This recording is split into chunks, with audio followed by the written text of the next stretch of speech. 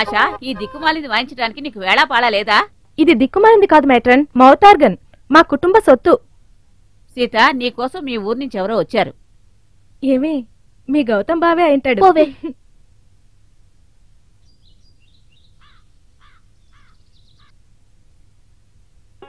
ఏంటి సర్ప్రైజ్ గా ఉంది? పేషెంట్స్ కోసం వచ్చావా? ఏయ్, నేనిక్కడ మా మెడికల్ ఆఫీసర్ కూతురు పెళ్లికని వచ్చాను. అక్కడ సన్నాయి మేళాలు సందడి చూశాక అనిపించింది నా సీతను ఒకసారి చూడాలి అని. వచ్చాను, చూశాను,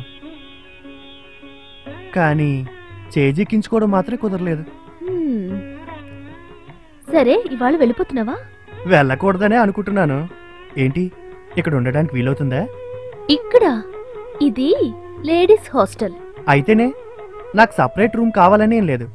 మనం కంబైన్డ్ గా ఒకే రూమ్ లో అడ్జస్ట్ అవుదాం. అబ్బో, చాలా ఆశ. అవును, ఎక్కడికి వెళ్ళడానికి రెడీ అయ్యావు? మా బాస్ ఇంటి దాకా వెళ్ళి రావాలి. రమ్యని పర్చేస్కి తీసుకెళ్ళాలి. ఓహో, పరిచయం అంతదాకా వచ్చిందా? రోజు ఫోన్ చేస్తుంది పాపం. ఇవాళ తీసుకెళ్ళమని ఫోన్ చేసింది. వెళ్ళడం రావడం అంతా సరే, కానీ ఇలా బయటికి వెళ్ళడం కుదరదని చెప్పచ్చుగా. చాలా రోజులుగా పాప అడుగుతుంది, అందుకని. సరే, ఇంట్లో మన పెళ్లి త్వరలోనే చేయాలని అమ్మా నాన్న తెగ హడావుడి పడుతున్నారు. నువ్వెప్పుడు వస్తున్నావు ఊరికి? వచ్చే సాటర్డే వస్తా. కారు వచ్చేసింది.